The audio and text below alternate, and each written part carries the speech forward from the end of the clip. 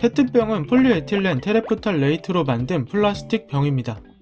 산소 차단성과 강도가 좋고 가볍고 저렴하고 무엇보다 물질의 순환 차원에서도 다시 페트병으로 만들거나 옷이나 섬유 등 반복적인 부가가치 창출 및 석유 수입의 대체 역할을 담당할 수 있는 장점이 있습니다. 이와 같은 장점 덕분에 생수나 음료수, 주스 등의 액체 용기로 많이 쓰이는 페트병은 많은 사람이 분리수거해서 따로 모아주고 있습니다. 그런데 분리수거를 잘해도 일부 문제로 인해 재활용이 잘 안되고 있다는 사실을 알고 있으신가요? 재활용을 못하면 폐기물로 처리해야 하므로 문제점을 찾아서 개선하는 것이 중요한데, 페트병의 경우 색을 입히거나 잘 분리되지 않는 라벨 및 접착제를 사용하는 문제가 있습니다. 사실 기존 재활용 제도는 재활용 분담금이나 재활용 부가금을 조정하여 정해진 품목을 생산하는 기업이 스스로 자원을 줄이고 재활용하기 쉬운 제품을 만들도록 유도하는 내용이었습니다.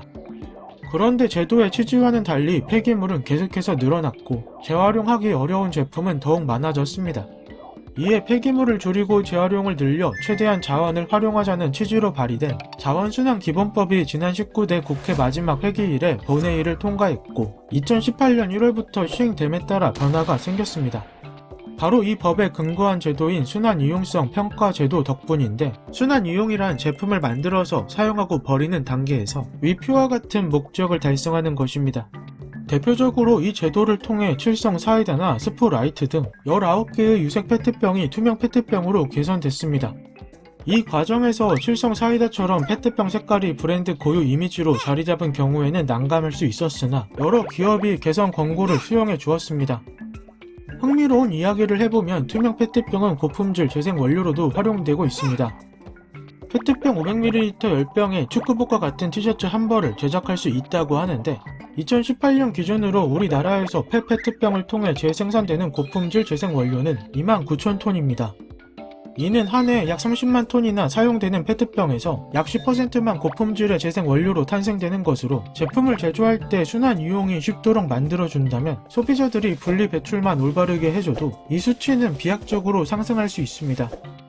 만약 계획한 대로 잘 이행된다면 2022년까지 고품질 재생 원료 생산량을 10만 톤까지 확대할 수 있을 것으로 기대하고 있습니다. 다음으로 라벨 같은 경우는 소비자가 크게 변화를 느끼지 못했을 텐데, 잘 떨어지는 열알칼리성 접착제를 적용하거나 절취선을 넣어서 라벨이 쉽게 벗겨지는 비접착식 라벨로 개선했습니다. 특히 페트병 제품에 금속 재질의 뚜껑 등 부속품이 있으면 재생 원료의 품질은 급격히 떨어집니다.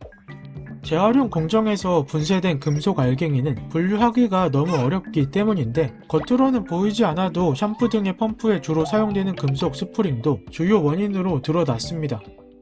이것 또한 순환 이용성 평가 제도를 통해서 금속 스프링을 사용하지 않도록 개선 중입니다.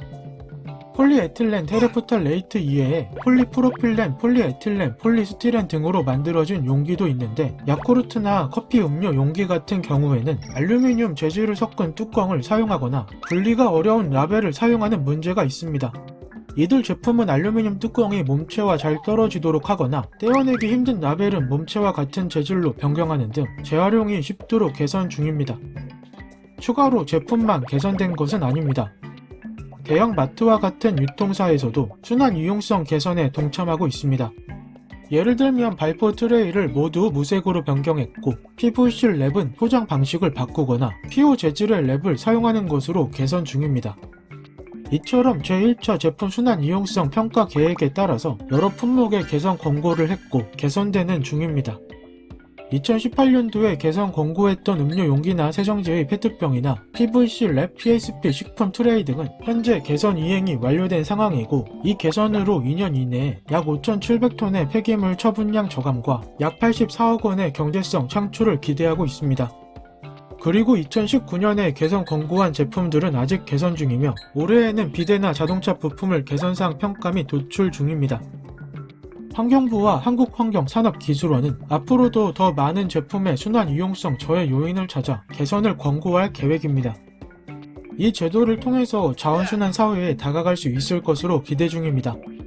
궁금증이 해결되셨나요?